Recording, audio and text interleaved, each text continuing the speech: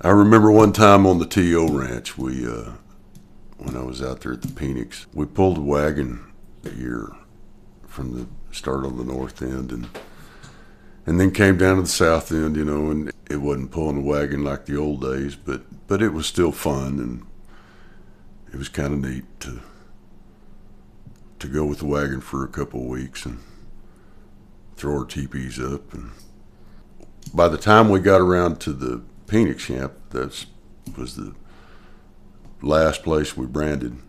The boss, the owner of the ranch, he flew out in his helicopter and landed, right there in the yard of the camp. And he had a photographer with him, a fellow named Martin Schreiber.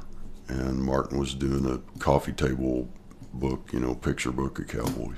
So Martin was taking photographs, and we were branding calves, and all went well, and we got done at, I don't know, might have been early afternoon, 1 or 2 o'clock, I don't know when we got done. Jim says, "Rod, let's go get some beer." I said, "Okay, let's go." He said, "How far is it to the nearest bar?" And I said, "Oh, I don't know, it's probably 25 miles over here to Maxwell." He said, "Okay, well, let's go."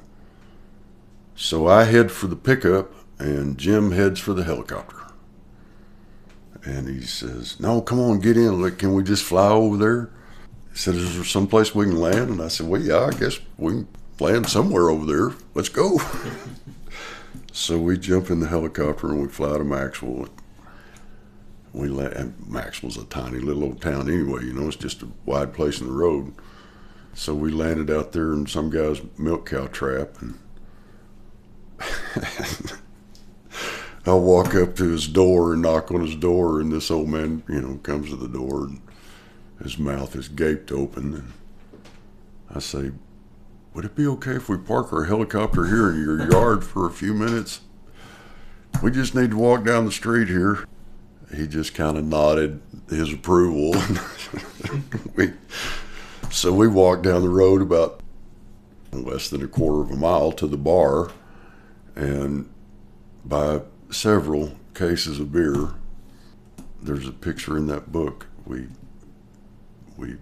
as coming out of the bar, I think I'm holding a couple of cases of beer, and Martin took my picture, and I had a rather, sly smirk on my face.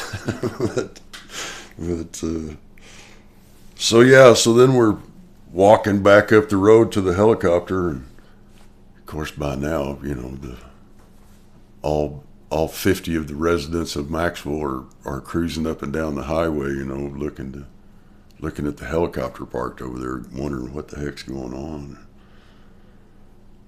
One of these young fellas, and he's got his little baby daughter with him, driving an old, I want to say, it was an old Chevy, but classic, nice car.